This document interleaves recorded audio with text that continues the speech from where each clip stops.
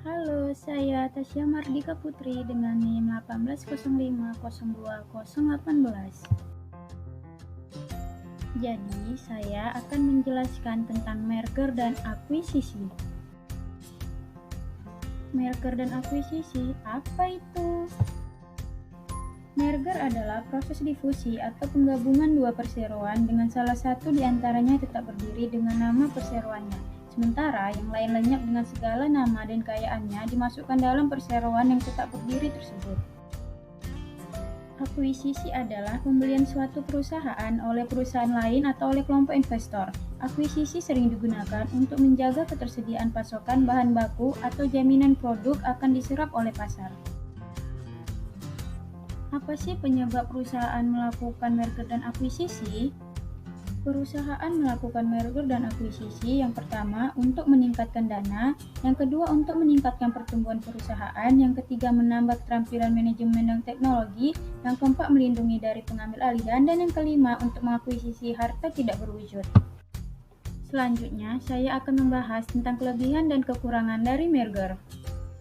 Kelebihan dari merger yaitu pengambilalihan melalui merger lebih sederhana dan lebih murah dibanding pengambilalihan yang lain.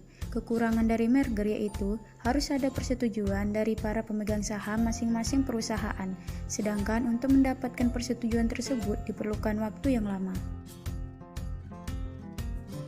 Selanjutnya, saya akan membahas tentang kelebihan dan kekurangan dari akuisisi. Kelebihan dari akuisisi yaitu tidak memerlukan rapat dan suara pemegang saham. Perusahaan yang membeli dapat berurusan langsung dengan pemegang saham.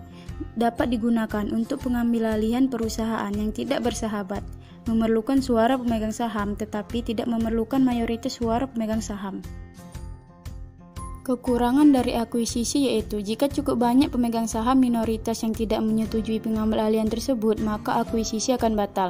Apabila perusahaan mengambil alih seluruh saham yang dibeli, maka terjadi merger. Pembelian setiap aset dalam akuisisi aset harus secara hukum dibalik nama. Pembahasan selanjutnya yaitu contoh perusahaan yang melakukan merger dan akuisisi. PT Toyota Astra Motor melakukan merger bersama 3 perusahaan yaitu PT Multi Astra, PT Toyota Mobilindo, dan PT Toyota Engine Indonesia. Hal ini dilakukan guna menyatukan langkah dan efisiensi dalam menjawab tuntutan akan kualitas serta menghadapi ketatnya persaingan di dunia otomotif. PT Semen Indonesia mengakuisisi PT Holcim Indonesia dengan alasan dapat memperluas jaringan di pasar dalam negeri, melakukan diversifikasi jenis produk serta meningkatkan efisiensi biaya distribusi dan bahan baku sekaligus memperkuat posisi bisnis ready mix. Itulah pembahasan mengenai merger dan akuisisi. Terima kasih.